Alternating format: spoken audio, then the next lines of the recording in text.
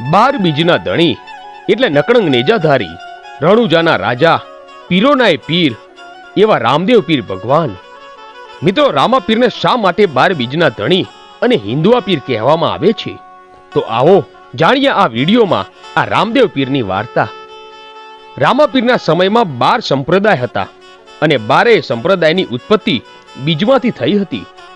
આ 12 સંપ્રદાયના આચાર્યો પોતે પોતાના શિષ્યોને બોધ આપતા અને એ રીતે જ આ શિષ્યો ચાલતા. એક દિવસ 12 સંપ્રદાયના આચાર્યોને રામદેવજી મહારાજની પીરાઈ જોવાની ઈચ્છા થઈ, કારણ કે કોઈ પણ રજવાડામાં અને તીર્થધામોમાં રામાપીરના પરચાની ચર્ચાઓ થતી. સૌ કોઈ તેમની ખૂબ જ પ્રશંસા કરતા. આમ રામાપીરનું નામ ચારેય મલકમાં ગુંજતું હતું. આથી આ સંપ્રદાયના આચાર્યોને આ ગમતું નહીં, એટલે 12 સંપ્રદાયના આચાર્યોએ મળીને એક જ દિવસે અલગ અલગ 12 જગ્યાએ પાઠ પૂજન કરવાનું આયોજન કર્યું. પછી તો એક પછી એક દરેક સંપ્રદાયના આચાર્યો રામાપીરને પાઠમાં આવવાનું વાયક આપવા માટે ગયા.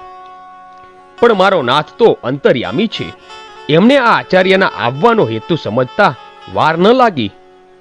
એમને ખબર પડી ગઈ કે આ મારી પરીક્ષા કરવા માંગે છે, એટલે એમને હસતા મોઢે ખૂબ જ શાંતિથી એ બધાએ વાયકને ઝીલ્યા. હવે પાઠ પૂજન કરવા માટે બધાએ બીજનો દિવસ નક્કી કર્યો હતો. કહેવાય છે કે પાઠનું વાયક ઝીલ્યા પછી ત્યાં ફરજિયાત હાજરી આપવી જ પડે. આમ બીજનો દિવસ આવ્યો. બધા આચાર્યના મનમાં જિજ્ઞાસા હતી કે રામાપીર હવે શું કરશે, કઈ જગ્યાએ જશે અને કઈ જગ્યાએ નહીં જાય. કારણ કે 12 જગ્યાથી વાયક મળ્યા હતા અને 12 જગ્યાએ બીજના દિવસે પાઠ હતો.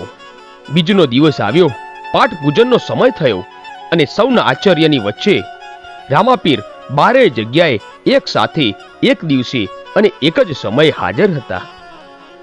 12 ઠેકાણાના વાયક ઝીલ્યા અને 12 ઠેકાણે હાજરી આપી હતી. કોઈ પણ સંપ્રદાયને, કોઈ પણ આચાર્યને એમ ન થયું કે અહીં રામદેવ પીર નથી.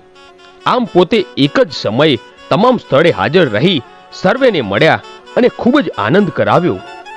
પછી જ્યારે 12 આચાર્યો એકબીજાને મળ્યા ત્યારે બધાને ખબર પડી કે રામદેવજી મહારાજે એક જ સમયે એક જ સાથે સર્વે ઠેકાણે હાજરી આપી છે.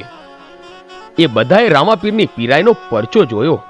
એમને વિચાર્યું કે રામદેવજી પાસે ગજબની અલૌકિક શક્તિ અને તાકાત છે. ત્યારબાદ બધા સંતો, ભક્તો અને મહાપુરુષોને નક્કી થયું કે રામાપીર એ પીરોનાય પીર છે અને એની તોલે કોઈ આવી શકે એમ નથી.